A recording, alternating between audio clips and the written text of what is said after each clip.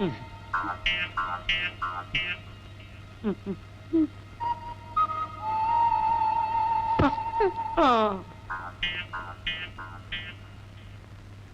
വേദനയുണ്ടോ? നല്ല സുഖമുണ്ട്. കാള പറ്റുമെന്ന് കേട്ടപ്പോഴത്തേക്കും നിങ്ങൾ എന്തിനാ കയറെടുക്കാൻ ഓടിയത്? യൂണിഫോം ഇല്ലാത്തപ്പോ ഏത് കൊച്ചുകുട്ടിക്കും നിങ്ങളെ തല്ലി താഴ്ത്തിടാൻ പറ്റുമെന്ന് ആലോചിക്കാത്ത എന്താ? ഞാൻ എന്തു കുറ്റം ചെയ്തിട്ടാ നിരപരാധിയായി എന്നെ നിങ്ങൾ തല്ലിയത്? നിരപരാധികളെ തല്ലുന്നത് നിങ്ങൾ പോലീസുകാരുടെ പതിവാക്കി എടുത്തിരിക്കുകയാണോ? ശാന്തേ, എന്റെ വലത് കൈ എനിക്ക് ഇപ്പോഴും പൊക്കാം. ഇതാ കുഴപ്പം. ആ പൊണ്ണത്തടിയും ഗോതമ്പ് ദോശയ്ക്കടിയിൽ ഒരു കത്ത് വെച്ച ഉടനെ ഞാനങ്ങ് മയങ്ങി പോകുന്നു നിങ്ങൾ കരുതിയോ? സത്യം പറ, വാക്കുകൊണ്ടോ നോട്ടം കൊണ്ടോ നീ അവനെ പ്രോത്സാഹിപ്പിച്ചോ? യേശുക്രിസ്തു ബൈബിളിൽ പറഞ്ഞിരിക്കുന്ന എന്താണെന്നറിയോ? ഭാര്യയെ അവിശ്വസിക്കുന്നവൻ ചോറി പിടിച്ച് ചാവുന്ന. എന്നാ നീ എന്റെ തലയെ തൊട്ട് സത്യം ചെയ്യ്, അവനിലേക്ക് നിന്റെ മനസ്സ് ചാഞ്ഞിട്ടില്ലാന്ന്. ആ മണ്ടം വക്കീലിലേക്കല്ല, മമ്മൂട്ടിയോടോ മോഹൻലാലിനോടോ പോലും എന്റെ മനസ്സ് ചാഞ്ഞിട്ടില്ല. ഇനി ചായവേ ഇല്ല. നാളെ നാളെ നാളെ നാളെ നാളെ കഴിഞ്ഞ് മറ്റന്നാൾ, നാളെ കഴിഞ്ഞ് മറ്റന്നാൾ മണിക്കൂറുകൾ മാത്രം എണ്ണപ്പെട്ടുകൊണ്ടിരിക്കുന്ന കേരളത്തിന്റെ ടിക്കറ്റുകൾ 25 ലക്ഷവും മാരുതി കാർ. 10 ലക്ഷം ഏതാ? ഇത് കർണാടക ദസറ ബമ്പർ. കേരളം 25 ലക്ഷം. തമിഴ്നാട് പൊങ്കൽ ബമ്പർ.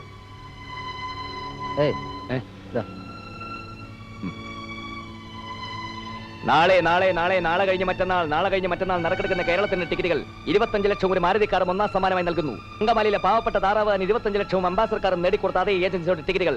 ഭാഗ്യദേവത നിങ്ങളെ മാടി മാടി വിളിക്കുകയാണ് സഹോദര. നിങ്ങൾക്കറിയില്ലല്ലോ, ഈ ഒരു പ്രശ്നത്തിന്റെ പേര് ഞാനും കുര്യച്ചനുമായിട്ട് ശരിക്കൊന്ന് ഒരസിരിക്കുക. നിങ്ങൾ ഒരച്ച് തീ ഉണ്ടാക്കുക, എന്ത് വേണേലും ചെയ്തു. അന്നേ ഞാൻ പറഞ്ഞാണല്ലോ നിങ്ങളുടെ ഫാക്ടറി ജോലിക്ക് എന്റെ ഡോഗ് വരുന്നു. ഒരു തെറ്റ് പറ്റിയാൽ തിരുത്താൻ ശ്രമിക്കുന്ന ഒരു തെറ്റാണോ? നിങ്ങൾ തിരുത്തണ്ടെന്ന്. പാവപ്പെട്ടവർ നിങ്ങൾ ഇനിയും തല്ലി ചതക്കണം. സാറേ, സാറിന് ലോട്ടറി ടിക്കറ്റ് വല്ലതും വേണമെങ്കിൽ പറ. മിസോറാം ബമ്പറുണ്ട്, കർണാടകയുണ്ട്. ദസറ സ്പെഷ്യലിന് 2 ദിവസം മാത്രമേ ബാക്കിയുള്ളൂ. ഏത് വേണേലും പറഞ്ഞോ. നിങ്ങൾ പറഞ്ഞല്ലോ നിങ്ങളുടെ അമ്മ ഈ ലോട്ടറി ടിക്കറ്റ് വിൽപ്പനയുടെ കാര്യം അറിഞ്ഞിട്ടില്ലെന്ന്. ഇല്ല, അറിഞ്ഞിട്ടില്ല. ഇപ്പോഴും ഫാക്ടറി ജോലി തന്നെയാണെന്ന് അമ്മയുടെ വിചാരം. എംകോംകാരൻ മകന് ടിക്കറ്റ് വിൽപ്പനയാണെന്ന് അറിഞ്ഞാലേ അമ്മയ്ക്കത് ഭയങ്കര വിഷമാവും. അതുകൊണ്ട് അറിയിച്ചിട്ടില്ല. പാർത്ഥസാരഥിരമ്മേ, എന്തിനാ അമ്മയെ വിളിക്കുന്നത്? ആ ടിക്കറ്റ് വിൽപ്പനയുടെ കാര്യം ഒന്ന് പറയാമെന്ന് വിചാരിച്ചാ. നിങ്ങൾക്ക് വല്ല ഭ്രാന്തുണ്ടോ? പെറ്റതലയുടെ മുമ്പിൽ സത്യം മറച്ചു വെക്കുന്നത് ശരിയല്ല. പാർത്ഥസാരഥിരമ്മേ, വളരെ കഷ്ടമാണ് നിങ്ങൾ ഈ ചെയ്യുന്നത്. ഇത് എന്റെ അമ്മയ്ക്ക് താങ്ങാനാവില്ലെന്ന് നിങ്ങൾ പറഞ്ഞില്ലേ? ഒരു കുഴപ്പമില്ല. നിങ്ങൾ ഇവിടെ നിന്ന് പോയി തരാമോ? ഞാനൊന്ന് പറഞ്ഞു തങ്ങ് പോയിക്കോളാം. ഞാൻ നിങ്ങളുടെ കാല് പിടിക്കാൻ വേണമെങ്കിൽ. എടോ മനുഷ്യ, തന്നെ ഞാൻ വെറും തൊഴിലാളിയായിട്ടല്ല അങ്ങോട്ട് വിളിച്ചത്, അവിടുത്തെ അക്കൗണ്ടന്റ് ആയിട്ടാ. അപ്പൊ താനത് മൈൻഡ് ചെയ്തില്ല. വൈരാഗ്യബുദ്ധി തനിക്കാകാമെങ്കിലേ എനിക്കും കുറച്ചൊക്കെ ആകാം. അതാ വരുന്നുണ്ട്. ആമാങ്ക അത് വന്ന് ലോട്ടറി ഫാക്ടറി അമ്മ ഫാക്ടറി ഇവരുടെ കമ്പനിல என்ன புதிய அக்கவுண்டன்ட் போட போறலாம். அப்படியா? ரொம்ப சந்தோஷம். நீங்க நன்னா இருக்கணும். இல்லம்மா, நான் அதல்ல சொல்ல வந்தேன். അത് തന്നെ പറയാൻ വന്നു. ഞാൻ അക്കൗണ്ടന്റ് ആയിട്ട് ചാർജ് എടുക്കണം. നാളെ തന്നെ പുതിയ പോസ്റ്റിലേക്ക് ജോയിൻ ചെയ്തിരിക്കുന്നു. ഉറപ്പാണോ? ഉറപ്പ്. ഇല്ലെങ്കിൽ ഞാൻ മറ്റേ മിസോറായ അടിപിടി എല്ലാം കൂടി അമ്മയുടെ അപ്പൊ പിന്നെ അടിയും ഒന്നുമില്ല. ഇവരുടെ കമ്പനിൽ ആരോ അടിച്ച കാര്യം ചൊല്ലാ അമ്പർത്താൻ. ഇല്ലമ്മ, കമ്പനി അല്ല ഇവങ്ക തന്നെ. ചൊല്ലട്ടുമേടാ. ഒന്നും ചൊല്ലണ്ട. നിങ്ങൾക്കിത് പറഞ്ഞാൽ മനസ്സിലാവില്ലേ? ഞാനൊരു വാക്ക് പറഞ്ഞത് വാക്കാ. നിശ്ചയമാ சொல்றீங்களா? നിശ്ചയമാത്താൻ ചൊല്ലാൻ. അപ്പൊ നാളെ കാലത്ത് വന്ന് ജോയിൻ ചെയ്യുന്നു. This is my resignation letter. സ്വരം നന്നായിരിക്കുമ്പോഴേ പാട്ട് നിർത്തുക എന്ന് പറയുന്നത് വളരെ പഴയൊരു ചൊല്ലാണെങ്കിലും അതാണ് എന്റെ ആഗ്രഹം. അങ്കിൾ, എന്തായി പറയുന്നത്? പെട്ടെന്ന് ഇങ്ങനെ ഞങ്ങളെ ഡിസോൺ ചെയ്യാൻ ഞങ്ങൾ എന്ത് കുറ്റം ചെയ്തു? ഞാൻ ആരെയും കുറ്റപ്പെടുത്തിയില്ലല്ലോ. മീര മാത്രമല്ല ഇപ്പോൾ കമ്പനിയുടെ MD, ഒരുപാട് പേരാണ്. ഞാൻ ജോലിയിൽ നിന്ന് പിരിച്ചുവിട്ട ഒരു സാധാരണ തൊഴിലാളി ഇപ്പോൾ കമ്പനിയുടെ അക്കൗണ്ടന്റ് ആണ് പോലും. അങ്കിൾ, അത് അയാളുടെ യഥാർത്ഥ സ്ഥിതി അറിഞ്ഞാലെന്താ? അയാൾ ചിലപ്പോൾ പട്ടിണിക്കാരനായിരിക്കും. ഇവിടെ പട്ടിണിക്കാർ ധാരാളം ഉണ്ടല്ലോ. നമ്മുടെ ഈ ഒരു ഫാക്ടറിയിലെ വരുമാനം കൊണ്ട് ഈ നാട്ടിലെ മുഴുവൻ ആളുകളുടെയും പട്ടിണി മാറ്റാൻ പറ്റുമോ? അങ്ങനെയല്ല അങ്കിൾ, അയാൾ നേരത്തെ അവിടെ, പിന്നെ അയാൾ ആശുപത്രിയിലായപ്പോ ആകപ്പാടെ ആ ഒരു ഗിൽറ്റി കോൺഷ്യസ് ഉണ്ട്. മനസ്സിലാവാഞ്ഞിട്ടല്ല, അയാളെ പിരിച്ചുവിടാൻ ഞാൻ പറയുകയില്ല. ഞാനില്ലേലും ഫാക്ടറി നടന്നോളൂ, അത്രേ ഉള്ളൂ. Uncle please. പിരിഞ്ഞു പോകുന്നതിൽ നിങ്ങളെക്കാൾ വിഷമം എനിക്കുണ്ട്. പക്ഷേ ഇതെന്റെ ഫൈനൽ ഡിസിഷനാണ്. നാളെ മുതൽ ഞാൻ ഫാക്ടറിയിൽ വരില്ലെന്നല്ല പറഞ്ഞത്. നിങ്ങൾക്ക് എഫിഷ്യൻ്റായ ഒരാളെ കിട്ടുന്നത് വരെ, എന്ന് വെച്ചാൽ മാക്സിമം ഒരു 3 മാസം വരെ ഞാൻ നിൽക്കാം. അതിൽ കൂടുതൽ എന്തായാലും എന്നെ കൊണ്ട് വയ്യ. അവിടെ നിന്നേ, തന്നെ ഒന്ന് സൗകര്യത്തിന് കിട്ടാൻ കാത്തിരിക്കുകയായിരുന്നു ഞാൻ. താൻ എന്ത് ധൈര്യത്തിലാണോ എനിക്ക് കത്തയച്ചത്? ഹൈക്കോടതിയിൽ കേസുണ്ട്, പോയിട്ട് വന്ന് സംസാരിക്കാം. ആ ഇവിടുന്ന് ഇറങ്ങിയാലല്ലേ താൻ ഹൈക്കോടതിയിൽ എത്തൂ. തെമ്മാടിത്തരം കാണിച്ചിട്ടാ ചോദിക്കാൻ വന്ന എന്റെ ഭർത്താവിനെ താൻ തല്ലി കൈയൊടിച്ചു. വക്കീല് നിന്നെ ഒരു പ്രേമലേഖനം വയസ്സുകാലത്ത് നീ എനിക്ക് നിന്നെ ഞാൻ ശരിയാ കൊല്ലി ഞാൻ നിന്നെ നിന്നെ എഴുതരുത് ആർക്കും. നിന്റെ ഒരു അയ്യോ അയ്യോ അയ്യോ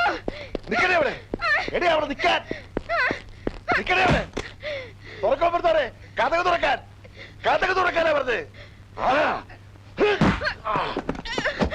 അയ്യോ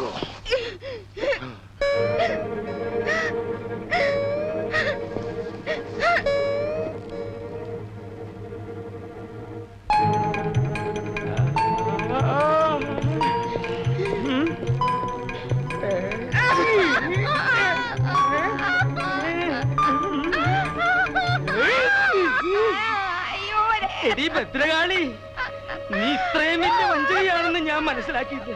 പട്ടാപ്പകല് ഞാൻ അപ്പുറത്തുള്ളപ്പോ കാമുകനെ വിളിച്ച് അകത്ത് കയറ്റിയെങ്കിൽ ഞാനൊന്നും അറിഞ്ഞല്ലേ.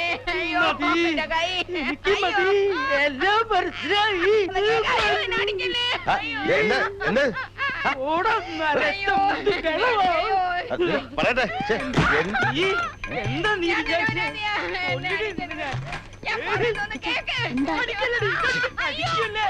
എന്നെ ഞാൻ പറയുന്നത് കേക്ക്.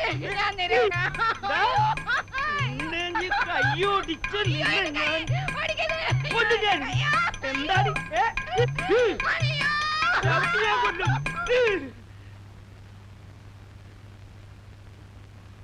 എന്റെ കർത്താവെ ഏതൊന്ന് കാഞ്ഞൂന്നാ തോന്നണേ.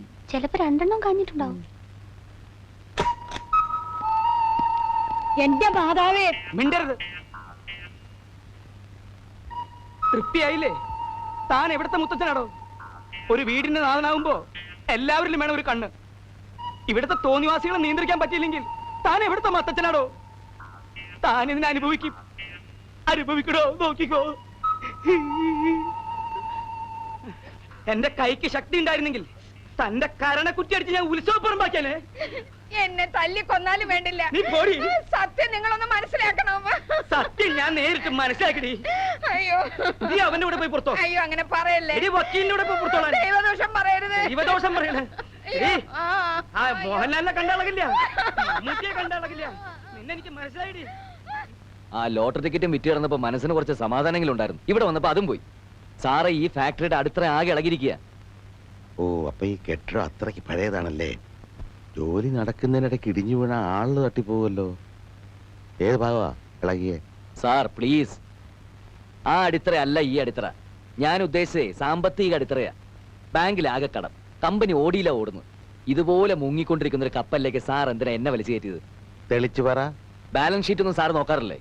ലക്ഷക്കണക്കിന് രൂപയുടെ ഡെഫിസിറ്റ് ഉണ്ട്. ധാരാളം റോ മെറ്റീരിയൽസ് പർച്ചേസ് ചെയ്തായിട്ട് കണക്കിൽ കാണാം. പക്ഷേ ഫിനിഷ്ഡ് പ്രോഡക്ട്സ് എവിടെ? എക്സ്പോർട്ട് ചെയ്തോ? എങ്കിൽ അതിനുള്ള രേഖ എവിടെ?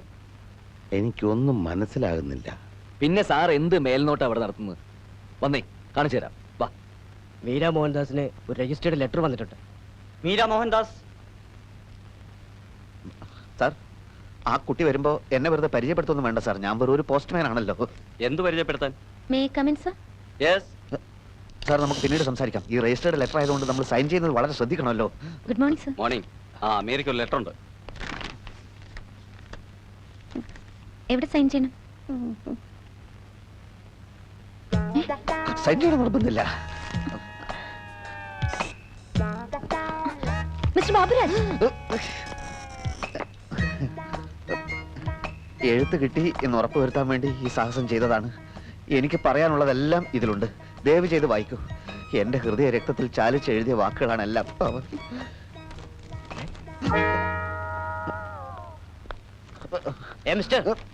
നിങ്ങൾക്ക് കത്തൊന്നുമില്ല.